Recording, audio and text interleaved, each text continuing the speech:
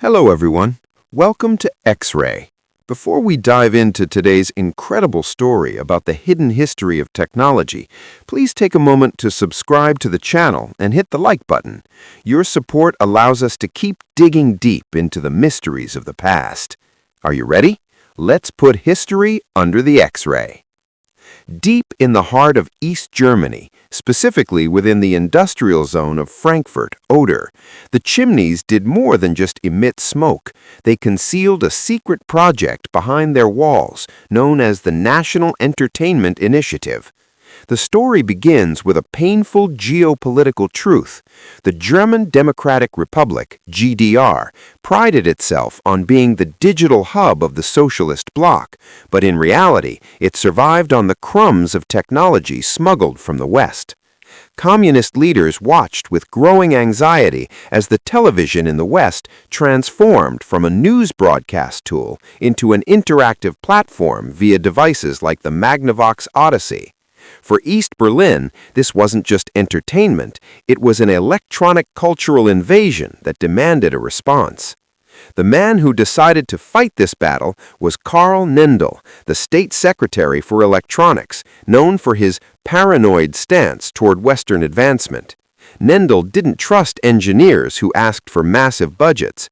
Instead, he believed in forced reverse engineering.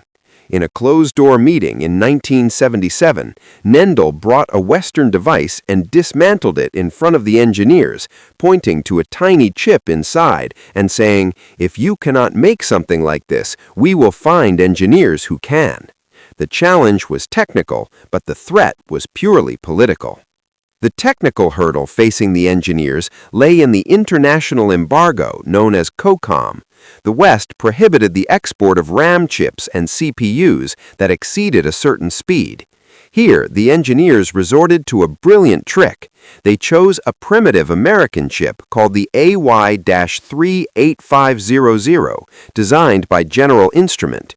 This chip wasn't a general-purpose processor. It was an application-specific integrated circuit, ASIC, containing the hardwired logic for 6 specific games.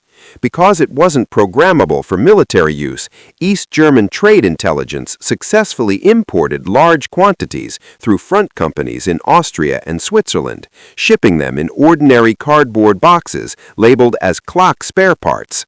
When the device entered the manufacturing phase at the Halbleiterwerk plant, engineers faced a raw material crisis. The plastic used in the West for game consoles was light and attractive. In the East, the available material was heavy-duty polystyrene, typically used for military field telephones. Consequently, the BSS-01 emerged weighing nearly 1.5 kilograms, a massive weight for a simple gaming device. As for the buttons, they were designed to be heavy-duty mechanical switches used in industrial machinery, making pressing the start button require actual physical force, as if you were starting a truck engine. The internal details of the device were astonishing. Due to the factory's inability to produce high-precision multi-layer printed circuit boards, PCBs, engineers often had to hand solder components. The internal speaker wasn't connected to a sophisticated sound system. It was a simple piezo buzzer that emitted a single frequency on impact in the game. The controllers were connected to the device by thick wires resembling office phone cords and contained no fire buttons, only a dial, potentiometer, that controlled electrical resistance to move the paddle on the screen. When the device finally hit the markets in 1979 under the RFT brand, the public was shocked by the price, 600 East German marks. To understand the gravity of this figure, consider that the rent for a government apartment cost only 50 marks. The device was a strategic commodity bought only by the elite party leaders or placed in state-owned palaces of culture.